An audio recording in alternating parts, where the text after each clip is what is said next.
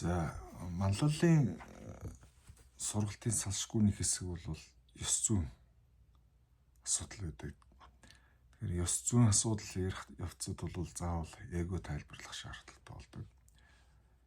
Яагаад эгог заавал тайлбарлах ёстой вэ гэхээр ёс зүйгүй үйлдэл хийхэд хүргэдэг цөөн хэдэн хүчин зүйлийн хамгийн гол нь эготой холбоотой байдаг. Тэгэхээр эгог яг юу юм бэ гэх юм бол энэ бол зүгээр л хоосон түүх, ямар нэгэн өөрийнхөө талаар төсөөлөл, би ийм хүн, би нэг тийм хүн гэсэн хоосон төсөөллүүд байгаад байдаг. Тэгэхээр энэ эгоны тодорхойлолтыг яг шинжлэх ухааны үндсэн дээр өгье гэвэл мэдээж сэтгэл зүйн асуудал руу яваад орчдөг. Тэгэхээр сүүлийн үед бол яг манад сэтгэл зүйн асуудал бол айгүй их эрэлт хэрэгцээтэй ярих эрэлт хэрэгцээ их болж байна гэж яриад байдаг. Тэгэхээр би нэг сургалт хийж авах үед надад эгоны тайлбарыг өгөхөд бол нэг сургалтанд сууж исэн хүн эгоны тайлбарыг яг Зигмунд Фройдын өгч исэн тайлбарын дагуу надад ингэж тайлбардаг штэ гэсэн маягаар одоо тайлбар хийж исэн. Тэгэхээр энийг нэг зөв ойлгох хэрэгтэй юм шиг байна. Надад юу гэж ойлгогдсон бэ гэвэл сэтгэл зүйг манай их сургуулиуд заахтаа зөвхөн Зигмунд Фройд, Карл Юнгийн одоо тавьсан урсгалаар нь ярьдаг юм байна гэж би ойлгосон. Тайлбарлаж сургадаг юм байна гэж би ойлгосон. Тэгэхээр сэтгэл зүй дээр бол хоёр том сургууль гэдэг. Сургууль гэж яг уу англи үгнээс нь үгчлэн орчуулахаас сургууль гэдэг. Манайхаар одоо зөв хэллэг нь бол хоёр том урсгал байдаг гэж ярих нь зөв байх л та. Гэхдээ би бол сургууль гэж хэлэх нь зүйтэй гэж боддог. Яг гэвэл энэ чинь өөрийн арга барилтаа заадаг одоо бүх концепцтэй ийм болохоор зүгээр нэг урсгал, урсаад байгаа зүгээр нэг бодол биш. Энэ бол бүтэн концепц, методологитой ийм зүйл байдаг учраас сургууль гэж ярих нь зүйтэй гэж ярьдаг л дээ.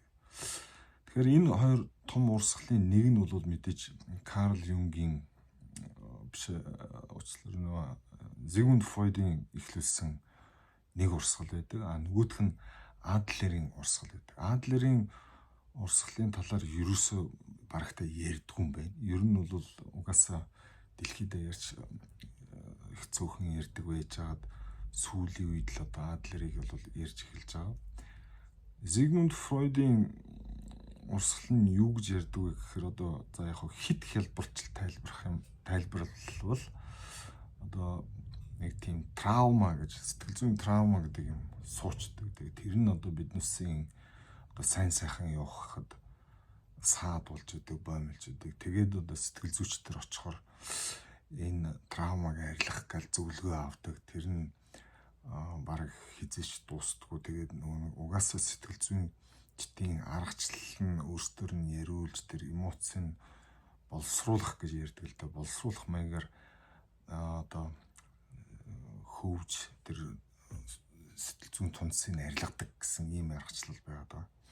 Тэр энэ нь бол нөгөө бизнес хийхэд их таатай. Яагаад гэвэл хүн байсагээл нөгөө сэтгэл зүйчдэр очивол өчнөө их мөнгө төлөөл байнга л консультац зөвлөгөө аваад яваад байдаг. Нөгөө траум нь арилсан ч юм уу, арилаагүй ч юм уу ийм бизнес хийх болцоод болчоор Зигмунд Фройдын урсгал бол баруун дэх газар автсан. Ер нь дэлхийд ярих газар автсан байдаг. Адлерийн урсгал болохоор траума гэдэг юм байдгүй. Ер нь хүн одоо бас маш их хялбарч тайлбарлаж байгаа шүү. Түүнээс Адлерийн урсгалыг бол зүгээр нэг ганц хоёр үгээр тайлбарлажвал одоо болно гэж бол ойлгож болохгүй. Адлер бол юу гэдэг вэ гэхээр хүн амьдралаа өөртөө эзэн болох ёстой, хариуцлагатай болох ёстой. Траума гэдэг юм бол байхгүй.